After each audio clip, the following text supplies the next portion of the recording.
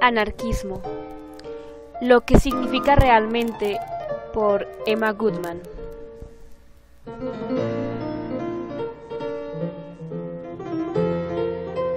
Anarquía. Siempre despreciado, maldecido, nunca comprendido. Eres el terror espantoso de nuestra era, naufragio de todo orden, grita la multitud. Eres tú y la guerra, y el infinito coraje del asesinato. Oh, deja que lloren, para esos que nunca han buscado la verdad que yace detrás de la palabra. A ellos la definición correcta de la palabra no les fue dada, continuarán ciegos entre los ciegos, pero tú, oh palabra tan clara, tan fuerte, tan pura, vos decís todo lo que yo, por meta he tomado. Te entrego al futuro, tú eres segura, cuando uno por lo menos despertará por sí mismo. Viene en la solana del atardecer, en la emoción de la tempestad. No puedo decirlo, pero ella la tierra podrá ver. Soy anarquista, por lo que no reinaré y tampoco reinado seré. John Henry Mackay. La historia del desarrollo y crecimiento humano es a la vez la historia de la lucha terrible de cada nueva idea, anunciando la llegada de un muy brillante amanecer. En su agarre persistente de la tradición, lo viejo con sus medios más crueles y repugnantes pretende detener el advenimiento de lo nuevo, cualesquiera sea la forma y el periodo en que aquel se manifieste. Tampoco necesitamos recaminar nuestros pasos hacia el pasado para darnos cuenta de la enormidad de la oposición, las dificultades y adversidades puestas en el camino de cada idea progresista. La rueca, la tuerca y el azote permanecen con nosotros, al igual que el ajuar del convicto y el coraje social, todos conspirando en contra del espíritu que va marchando serenamente.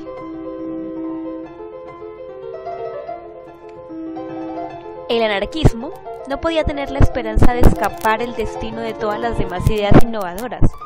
Por supuesto, como el innovador de espíritu más revolucionario, el anarquismo necesariamente debe topar con la ignorancia y el envenenado rechazo del mundo que pretende reconstruir. Para rebatir, aún de manera escueta, con todo lo que se está diciendo y haciendo contra el anarquismo, sería necesario un volumen entero. Por lo tanto, solamente rebatiré dos de las objeciones principales. Al así hacerlo, trataré de aclarar lo que verdaderamente quiere decir anarquismo. El extraño fenómeno de la oposición al anarquismo es el que trae a la luz la relación entre la llamada inteligencia y la ignorancia. Y aún esto no es tan extraño cuando consideramos la relatividad de las cosas. La más ignorante tiene a su favor que no pretende simular conocimiento o tolerancia, actuando como hace siempre por puro impulso. Sus razonamientos son como los de los niños. ¿Por qué? Porque sí. Aún así, la oposición del no educado hacia el anarquismo merece la misma consideración que la del hombre inteligente. ¿Cuáles son las objeciones entonces? Primero, el anarquismo es impráctico, aunque sea un ideal preciso. Segundo, ambos, los seres inteligentes y la masa ignorante, no pasan juicio luego de un amplio estudio del tema, sino de lo que se escuchan o de una interpretación falsa. ¿Cuáles son, pues, las objeciones? Primero, el anarquismo no es práctico, aunque sea una idea muy atrayente. En segundo lugar, el anarquismo equivale a violencia y destrucción, por lo que debe ser rechazado por vil y peligroso.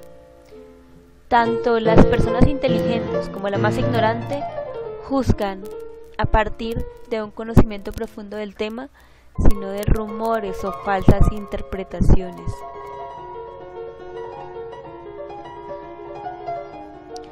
Un esquema práctico, dice Oscar Wilde, es uno de los que ya tiene existencia o una forma que podría llevarse a cabo bajo las condiciones existentes. Pero son exactamente esas condiciones que uno objeta y cualquier propósito que pudiese aceptarlas necesariamente es incorrecto y una locura.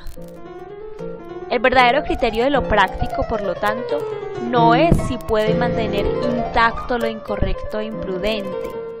Hasta cierto punto consiste en averiguar si el esquema tiene la vitalidad suficiente para dejar atrás las aguas estancadas de lo viejo y edificar. Al igual que mantener una nueva vida. A la luz de esta concepción, el anarquismo es definitivamente práctico, más que ninguna otra idea. Es de ayuda a acabar con lo equívoco e irracional. Más que ninguna otra idea, está edificando y manteniendo una nueva vida.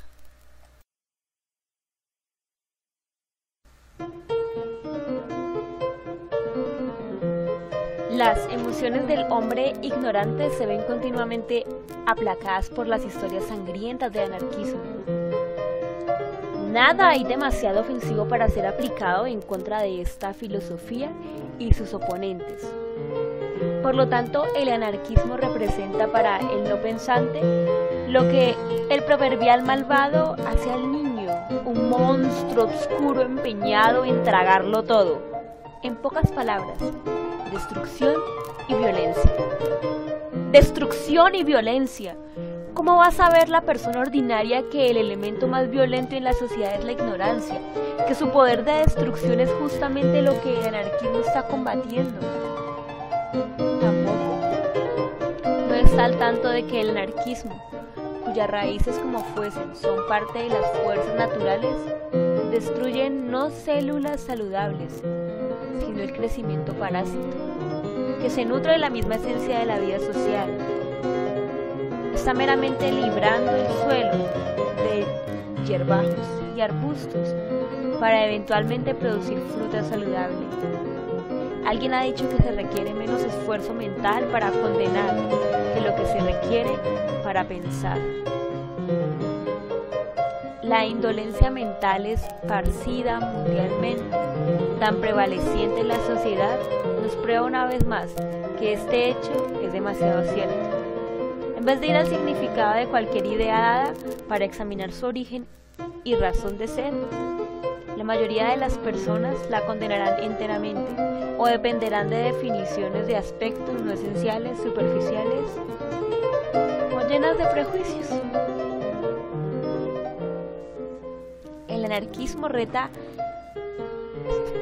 al ser humano a pensar, investigar, analizar cada proposición, pero para no abrumar al lector medio, también comenzaré con una definición y luego elaboraré sobre lo último. Anarquismo: la filosofía de un nuevo orden social basado en la libertad sin restricción, hecha de la ley del animal humano, la teoría que todos los gobiernos descansan sobre la violencia y por lo tanto son equívocos y peligrosos, al igual que innecesarios. El nuevo orden social descansa, por supuesto, en la base materialista de la vida, pero mientras todos los anarquistas concuerden en que el mal actual es uno económico, mantienen que la solución a esa maldad puede conseguirse solamente bajo la consideración de cada fase de la vida, individual al igual que colectiva, la interna al igual que la fase externa. Un escrutinio a fondo de la historia del desarrollo humano descubrirá dos elementos en un agrio conflicto el uno contra el otro, elementos que ahora comienzan a ser entendidos, no como extranjeros entre sí, pero estrechamente relacionados y verdaderamente armoniosos. si son colocados en ambientes propios. De los instintos individuales y los sociales. El individuo y la sociedad han mantenido una guerra persistente, sangrienta, por la supremacía, porque cada uno estaba ciego ante el valor y la importancia del otro. Los instintos individuales y sociales. El primero, el factor más poderoso para la iniciativa individual, su crecimiento, sus aspiraciones y autorrealización. El segundo, un factor igualmente importante para la ayuda mutua y el bienestar social.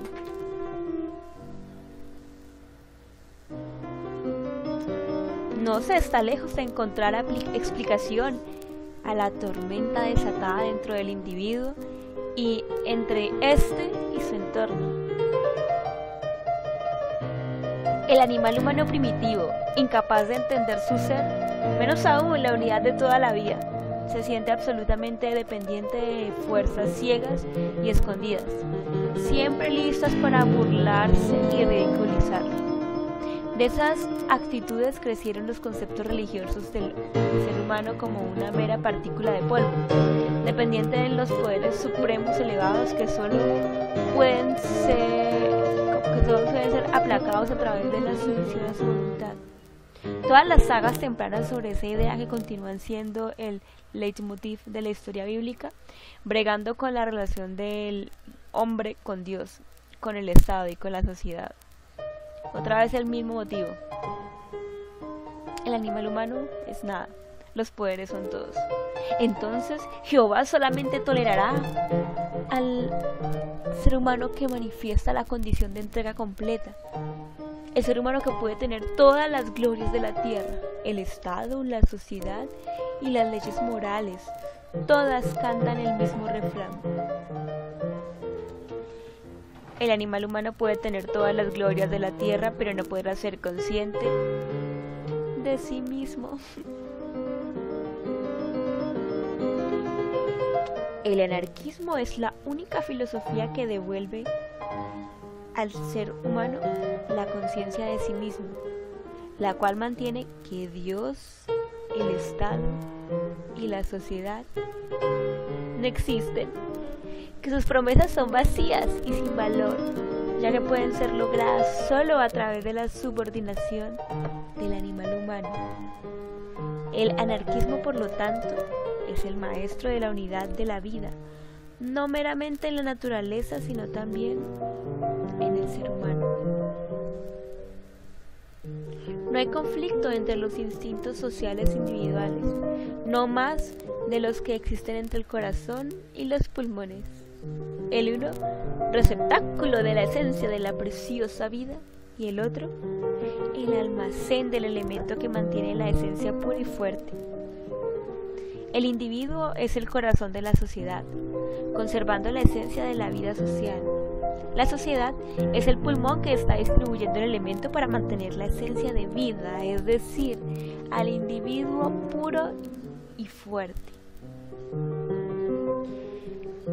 La única cosa de valor en el mundo, dice Emerson, es el alma activa, a la cual todo hombre tiene dentro de sí.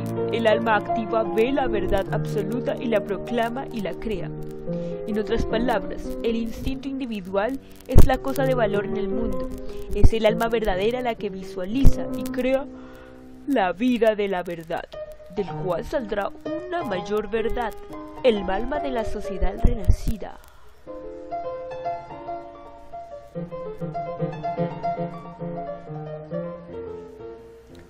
El anarquismo es el gran libertador del hombre, sin coma de los fantasmas que lo han tenido cautivo. Es el árbitro y pacificador de las dos fuerzas para la armonía individual y social. Para lograr esa unidad, el anarquismo le ha declarado la guerra a las influencias perniciosas, las cuales, hasta ahora, han impedido la armoniosa unidad de los instintos individuales y sociales.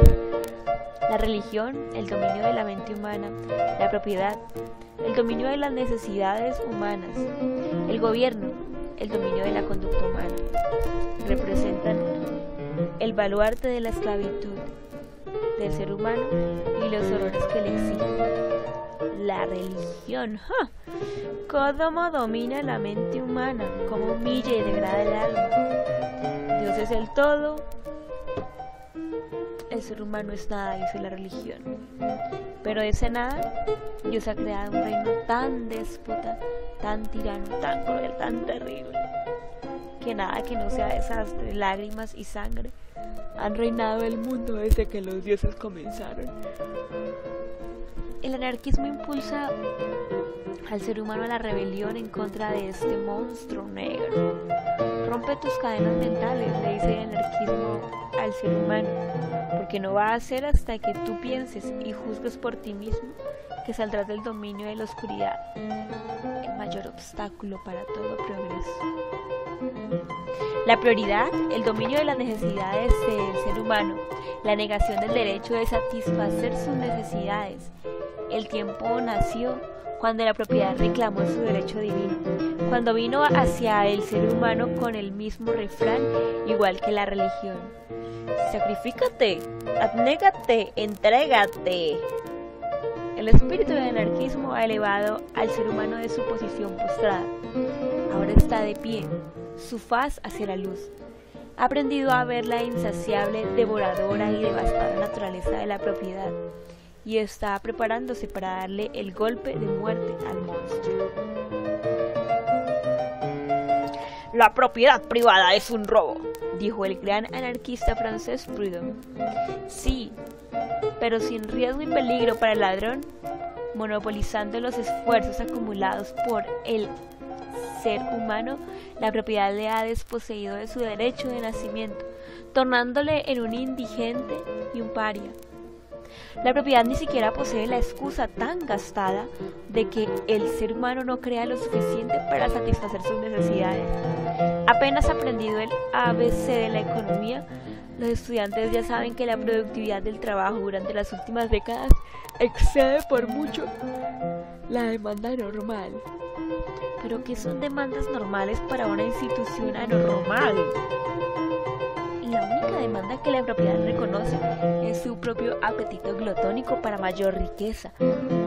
Porque riqueza significa poder, el poder de someter, de aplastar, de explotar, el poder de esclavizar, de ultrajar y degradar.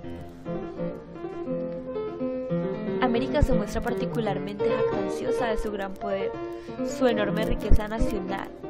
Pobre América. ¿De qué vale toda su riqueza si los individuos que la componen son miserablemente pobres? Viviendo en la asquerosidad, en la suciedad y el crimen, perdida la esperanza y la alegría, deambula un ejército desterrado de presas humanas sin hogar.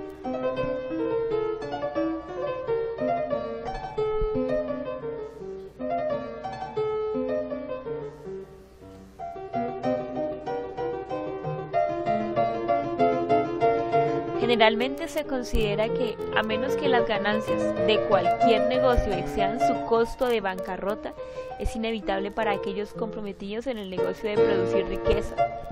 No han aprendido ni esta simple lección. Cada año el costo de la producción en la vida humana está creciendo más de 50.000 asesinados, 100.000 heridos en América el año pasado. Las ganancias para las masas que ayudan a crear la riqueza se están reduciendo aún más. Todavía América continúa ciega a la bancarrota inevitable de nuestro negocio de producción. Ni es este el único crimen de estos. Todavía más falta, aún es el crimen de convertir al productor en un mero engranaje de una máquina, con menos deseo y decisión que su organizador de acero y hierro. Al ser humano no se le están robando los productos de su labor, sino también el poder de la libre iniciativa, de la originalidad y el interés en o el deseo por las cosas que está haciendo. La verdadera riqueza consiste en objetos de utilidad y belleza, en cosas que ayuden a crear cuerpos fuertes y preciosos alrededor que inspiren a la vida. Pero si el ser humano está condenado a enrolar algodón alrededor de la rueca o cavar carbón durante toda su vida, no puede hablarse en ningún caso de riqueza. Lo que da al mundo son solo cosas grises y asquerosas, reflejo de su aburrida y odiosa existencia, muy débil para vivir, muy cobarde para morir. Suena extraño al decirlo, pero hay personas que ensalzan el mortal método de la producción centralizada. Es el logro de más orgullo de nuestra era. Estos fallan absolutamente al no enterarse de que si continuamos con esta docilidad mecánica, nuestra esclavitud será más completa que lo que nuestra unión al rey. Ellos no quieren saber que la centralización no es solo el toque de muertos de la libertad, pero también de la salud y la belleza, del arte y la ciencia, todas estas siendo imposibles en una atmósfera mecánica parecida a un reloj. El anarquismo no puede sino repudiar tal método de producción. Su meta es la expresión más libre posible de todos los talentos del individuo.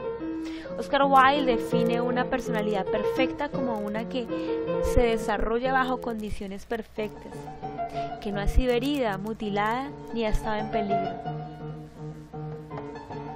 Una personalidad perfecta, entonces, solo es posible en un estado de la sociedad donde el animal, humano o no humano, sea libre de escoger el modo de trabajo, las condiciones de trabajo y la libertad para trabajar. Para quien la fabricación de una mesa o la preparación de la tierra es como la pintura para el artista y el descubrimiento para el científico, el resultado de la inspiración, de intenso deseo y un interés profundo en el trabajo como una fuerza creativa. Siendo ese ideal del anarquismo, la organización económica debe consistir en la producción voluntaria y asociaciones distributivas, gradualmente desarrollándose en comunismo libre, como el mejor medio de producción, con el menor de energía humana, aunque el anarquismo también reconoce el derecho del individuo, o números de individuos para acomodar todo el tiempo otras formas de trabajo, en armonía con sus gustos y deseos. Tal exhibición libre de energía humana es posible solo bajo la libertad completa, individual y social. El anarquismo dirige sus fuerzas en contra del tercer y mayor enemigo de toda equidad social. Esto es el Estado, la autoridad organizada o la ley estatuaria, el dominio de la conducta humana. Igual que la religión se ha encadenado en la mente humana y como la propiedad o el monopolio de las cosas ha conquistado y ahogado las necesidades humanas, el Estado ha esclavizado su espíritu, dictando cada fase de conducta. Todo el gobierno en esencia, dice Emerson, es tiranía, sin importar si es gobierno por derecho divino o regla de mayoría. En cada instancia su meta es la subordinación absoluta del individuo. Refiriéndose al gobierno norteamericano, el gran anarquista americano David Thoreau dijo: el gobierno, ¿qué es sino tradición? Aunque una reciente, tentado para transmitirse intacto a la posteridad, pero cada instante perdiendo su integridad. Este no tiene la vitalidad y fuerza de un sencillo hombre viviente. La ley nunca hizo al hombre ni un poco más justo, y por su medio de respeto hacia esa, hasta los bien dispuestos son diariamente convertidos en agentes de la injusticia. Ciertamente lo crucial del gobierno es la injusticia, con la arrogancia y suficiencia propia del rey, el cual no podía hacer el mal. Los gobiernos ordenan, juzgan, condenan y castigan las ofensas más insignificantes, mientras manteniéndose gracias a la más grande de las ofensas, la erradicación de la libertad individual. Por lo tanto, quizá está en lo cierto cuando ella mantiene que el Estado solo busca inculcar las cualidades necesarias en el público por las cuales sus demandas sean obedecidas y sus arcas sean repletadas. Su mayor logro es la reducción del ser humano a un mero mecanismo de relojería. En su atmósfera, todas esas libertades finas y más delicadas que requieren tratamiento y una expansión espaciosa inevitablemente se secan y mueren. El Estado requiere una máquina, paga impuestos, en la cual no hay marcha atrás, un fisco sin déficit, un público monótono, obediente, sin color, sin espíritu, moviéndose humildemente, como un rebaño de ovejas en un camino alto y recto entre dos paredes.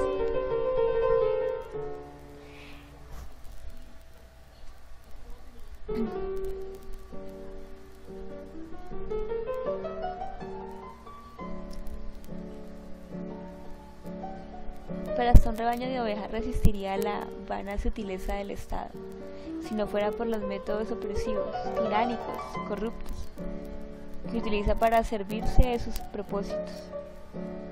Por lo tanto, Bakunin repudia al Estado, le ve como sinónimo de la entrega de la libertad, del individuo o de las pequeñas minorías, la destrucción de la relación social, la restricción o hasta la completa negación de la vida misma para su engrandecimiento. El Estado es el altar de la libertad política y como altar religioso es mantenido para el propósito del sacrificio humano. De hecho, no hay casi ningún pensador moderno que no concuerde que el gobierno, la autoridad organizada o el Estado son únicamente necesarios para mantener o proteger la propiedad y el monopolio. Solo se ha mostrado eficiente en esta función. Hasta George Bernard Shaw, quien aún cree en un posible milagro del Estado bajo el fabianismo, aunque admite que este es el presente, una inmensa máquina para robar y esclavizar al pobre con la fuerza bruta. Siendo este el caso, es difícil entender por qué el inteligente introductor desea mantener al Estado después de la pobreza, después de que la pobreza cese de existir.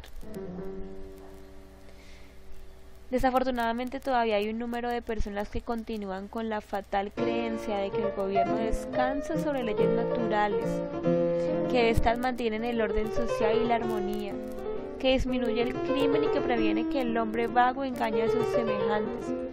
Por lo tanto, examinaré este argumento.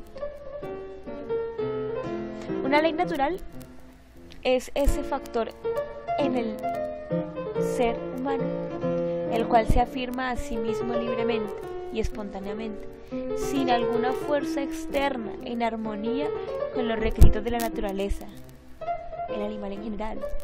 Por ejemplo, la demanda de nutrición, de gratificación sexual, de luz, de aire y ejercicio es una ley natural, pero su expresión no necesita la maquinaria del gobierno, ni tampoco del club, la pistola, las esposas o la prisión. Obedecer tales leyes, si podemos llamarle obediencia, requiere solamente espontaneidad y una oportunidad libre, que los gobiernos no se mantienen a sí mismos a través de tales factores armoniosos. Se prueba con las terribles demostraciones de violencia, fuerza y coerción que usan todos los gobiernos para poder vivir. Por lo tanto, Blackstone está correcto cuando dice: las leyes humanas son inválidas porque éstas son contrarias a las leyes de la naturaleza. A menos que sea el orden que se produjo en Varsovia luego de la matanza de miles de personas, es difícil atribuir a los gobiernos la capacidad para el orden o la armonía social. El orden derivado de la sumisión y mantenido con terror, poca seguridad garantiza, aunque ese es el único orden que los gobiernos han mantenido. La verdadera armonía social crece naturalmente de la solidaridad de intereses. En una sociedad donde esos que siempre trabajan nunca disponen de nada, mientras esos que nunca trabajan disfrutan de todo. La solidaridad de los intereses no existe, de aquí que la armonía social sea un mito. La única forma en que la autoridad organizada enfrenta esta situación grave es extendiendo todavía más los privilegios a esos que han monopolizado la tierra y esclavizando aún más a las masas desheredadas. De esta manera, el arsenal entero del gobierno, leyes, policías, soldados, las cortes, legislaturas, prisiones, está acérrimamente involucrado en armonizar los elementos más antagónicos de la sociedad. La más absurda excusa para la autoridad y la ley es que sirven para disminuir el crimen. Aparte del hecho de que el Estado es en sí mismo el más grande criminal, rompiendo toda ley escrita y natural, robando en la forma de impuestos, asesinando en la forma de guerra y pena capital, ha llegado a verse completamente superado en su lucha contra el crimen. Ha fallado totalmente en destruir o tan siquiera minimizar el terrible azote de su propia creación. El crimen no es nada más que energía mal dirigida. Mientras cada institución de hoy día, económica, política, social y moral, conspire para dirigir erradamente la energía humana por canales equívocos, mientras la mayoría de las personas estén fuera de lugar, haciendo las cosas que odian hacer, viviendo una vida que aborrecen vivir, el crimen será inevitable. Y todas las leyes en los estatutos solamente pueden aumentar, pero nunca terminar con el crimen. ¿Qué sabe la sociedad, como existe hoy día, del proceso de la desesperación, de la pobreza, de los horrores, de la pusilánime lucha que pasa el alma humana en su camino hacia el crimen y la corrupción? Quien conoce este proceso terrible no puede dejar de ver la verdad en estas palabras de Peter Kropotkin.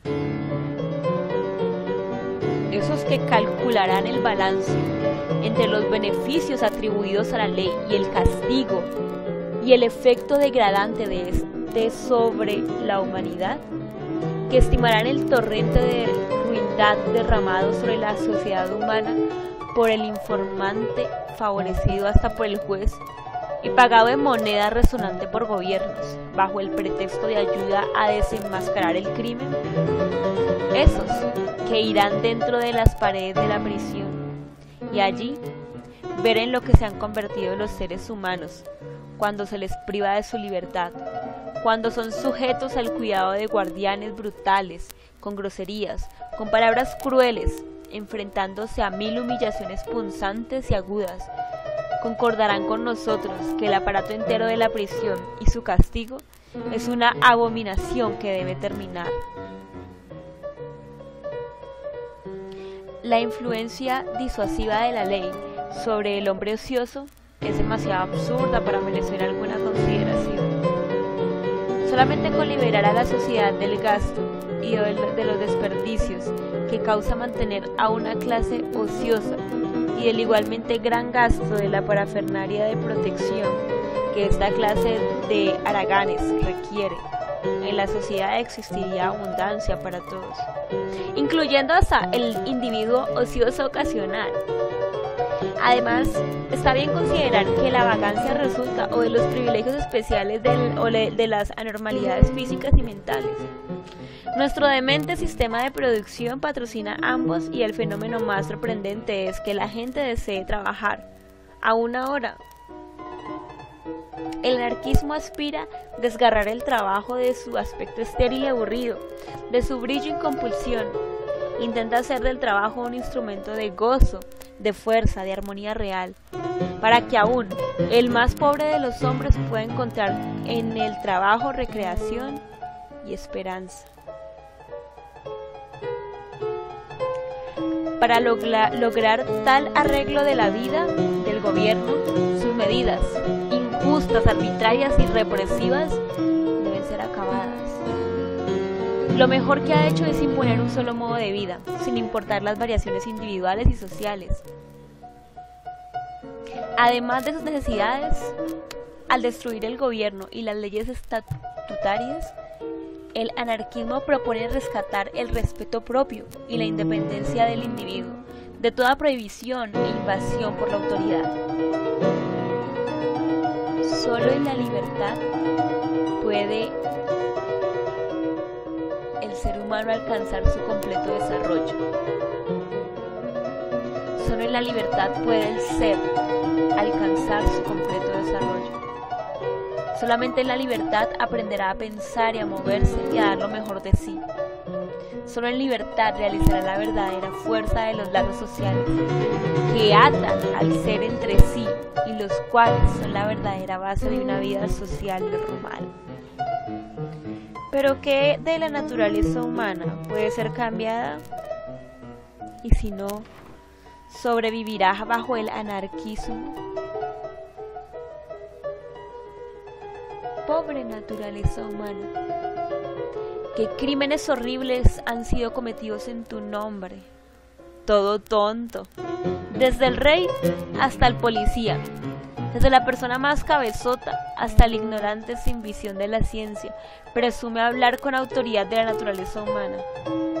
Mientras mayor sea el charlatán mental, más definitiva será su insistencia en la iniquidad y debilidad de la naturaleza humana. Pero ¿cómo puede cualquiera hablar de eso hoy, con todas las almas en prisión, con cada corazón encadenado, herido y mutilado? Juan Burroughs ha dicho que el estudio experimental de los animales en cautiverio es absolutamente inútil. Su carácter, sus hábitos, sus apetitos pasan por una transformación completa cuando son arrancados de su suelo en el campo y en el bosque. Con la naturaleza humana enjaulada en un estrecho espacio, batida diariamente hasta la sumisión, ¿cómo podemos hablar de sus potencialidades? La libertad, la expansión, la oportunidad y sobre todo la paz y el descanso solos pueden enseñarnos los factores dominantes reales de la naturaleza humana y todas sus magníficas posibilidades. El anarquismo entonces verdaderamente favorece la liberación de la mente humana, del dominio de la religión, la liberación del cuerpo humano, del dominio de la propiedad, la liberación de las cadenas y prohibiciones del gobierno. El anarquismo representa un orden social basado en la agrupación libre de los individuos, con el propósito de producir verdadera riqueza social. Un orden que garantizará a cada humano o a cada animal, humano y no humano, un acceso libre a la tierra y un gozo completo de las necesidades de la vida, de acuerdo a los deseos individuales, gustos e inclinaciones. Esto no es una idea salvaje o una aberración mental. Han llegado a tal conclusión multitud de hombres y mujeres inteligentes en todo el mundo. Una conclusión resultante de la observación cercana y estudiosa de las tendencias de la sociedad moderna, de la libertad individual y la equidad económica, las fuerzas gemelas para el nacimiento de lo que es transparente y verdadero en el ser.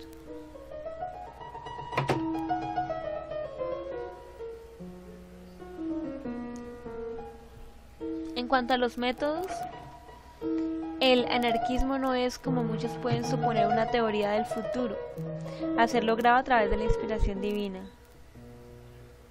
Es una fuerza de vida en los asuntos de nuestra vida, constantemente creando nuevas condiciones. Los métodos del anarquismo, por lo tanto, no contienen un programa armado de hierro para llevarse a cabo bajo toda circunstancia. Los métodos deben salir de las necesidades económicas de cada lugar y clima, de los requisitos intelectuales y temperamentales del individuo. El carácter calmado y sereno de un Tolstoy desearán diferentes métodos para el reconstructor social, que la intensa, desbordante personalidad de Miguel Bakunin o de un Pedro Kropotkin. Igualmente debe ser aparente que las necesidades económicas y políticas de Rusia dictarán medidas más drásticas que las de Inglaterra o América.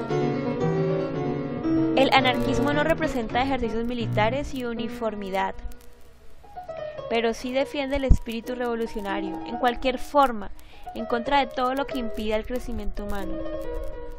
Todos los anarquistas concuerdan en eso, al igual que están de acuerdo en su oposición a la maquinaria política como medio de traer el gran cambio social. Toda votación, dice Thoreau, es como jugando, como damas o backgammon, el juego con el bien y el mal. Su obligación nunca excede su conveniencia. Hasta votando por lo correcto es hacer nada por ello. Una persona sabia no dejará el derecho a la clemencia a la oportunidad, ni deseará que prevalezca a través del poder de la mayoría. Un examen cercano de la maquinaria política y sus logros nos llevarán a la lógica del toreado. ¿Qué nos demuestra la historia del parlamentarismo? Nada, excepto la omisión y la derrota, ni hasta una sencilla reforma para mejorar la atención económica y social de la gente. Se han aprobado leyes y han hecho estatutos para el mejoramiento y protección del trabajo. Así, de este modo, el año pasado se aprobó en Illinois, con las leyes más rígidas para la protección minera, tuvo los desastres mineros mayores. En estados donde las leyes del trabajo de los niños prevalecen, la explotación infantil está en unos niveles altísimos. Y aunque con nosotros los trabajadores disfrutan de oportunidades políticas completas, el capitalismo ha llegado a su momento cumbre más desvergonzado.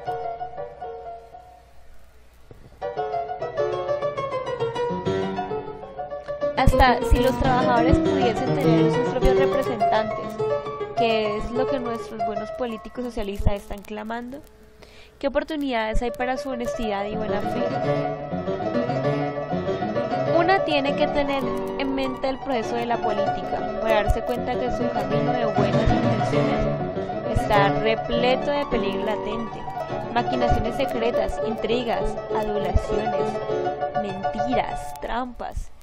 De hecho, sofistería de toda índole, donde el aspirante político puede lograr el éxito. Añadido a eso está la desmoralización completa del carácter y las convicciones, hasta que uno queda nada. ¿Qué haría que una tuviese esperanza de tal desamparo humano?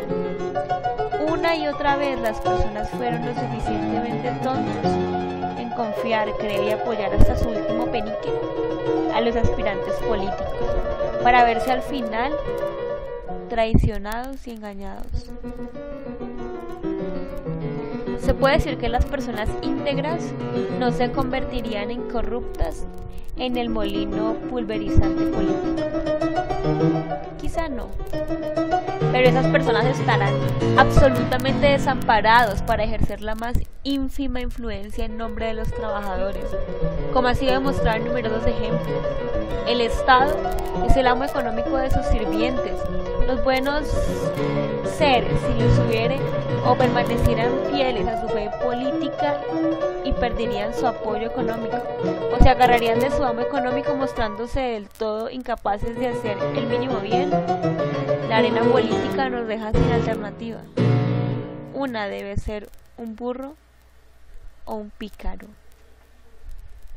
La superstición política todavía domina los corazones y las mentes de las masas. Pero los verdaderos amantes de la libertad no tendrán nada que ver con esto. Al contrario, estos creen con Stirner que la persona tiene tanta libertad como la que quiera tomarse. El anarquismo, por lo tanto, mantiene la acción directa, el desafío abierto y la resistencia hacia todas las leyes y restricciones económicas, sociales y morales. Pero el desafío y la resistencia son ilegales. Ahí yace la salvación de la persona. Todo lo ilegal necesita integridad, seguridad propia y coraje. Busca espíritus libres e independientes, a personas que son personas y que tienen un hueso en sus espaldas, el cual no puede atravesarse con la mano. El sufragio universal mismo debe su existencia a la acción directa. De no ser por el espíritu de rebelión, del desafío por parte de los padres revolucionarios americanos, sus descendientes todavía estarían bajo el cobijo del rey. Si no fuera por la acción directa de Juan Brown y sus camaradas, América todavía estaría canjeando la piel de las personas negras. Cierto, el canje de la piel blanca todavía existe, pero también tendrá que ser abolido por la acción directa. El sindicalismo, la arena económica del gladiador moderno, le debe su existencia a la acción directa. No fue hasta fechas recientes que la ley y el gobierno han tratado de aplastar el movimiento sindical y condenado a prisión por conspiradores a los exponentes del derecho de las personas a organizarse. de haber tratado de lograr su causa rogando, alegando y pactando en los sindicatos, serían hoy muy pocos. En Francia, en España, en Italia, en Rusia, hasta en Inglaterra, testimonia la creciente rebelión de las uniones laborales. La acción directa, revolucionaria, económica, se ha convertido en una fuerza tan poderosa en la lucha por la libertad industrial que ha conseguido que el mundo se dé cuenta de la tremenda importancia del poder del trabajo. La huelga general, la expresión suprema de la conciencia económica de los trabajadores, fue ridiculizada en América hace poco. Hoy, toda gran huelga para ganar debe darse cuenta de la importancia de la protesta general solidaria. La acción directa, habiendo probado su efectividad en las líneas económicas, es igualmente potente en el ámbito individual. Allí cientos de fuerzas avanzan sobre su ser, y solo la resistencia persistente frente a ellas finalmente lo libertará. La acción directa en contra de la autoridad en la tienda, acción directa en contra de la autoridad de la ley, acción directa en contra de la autoridad entrometida, invasiva de nuestro código moral. Es el método lógico e inconsistente del anarquismo. ¿Nos guiará este a una revolución? Por supuesto lo hará. Ningún cambio social ha venido sin una revolución. Las personas o no están familiarizadas con su historia o todavía no han aprendido que la revolución es el pensamiento llevado a la acción.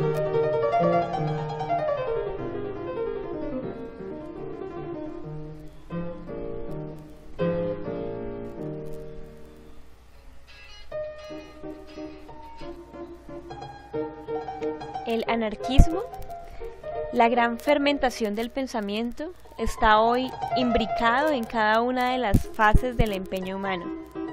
La ciencia, el arte, la literatura, el drama, el esfuerzo para un mejoramiento económico, de hecho, toda oposición individual y social al desorden existente de las cosas, es iluminado por la luz espiritual del anarquismo. Es la filosofía de la soberanía del individuo. Es la teoría de la armonía social, es el gran resurgimiento de la verdad viva que está reconstruyendo el mundo y nos anunciará el amanecer. Emma Goodman.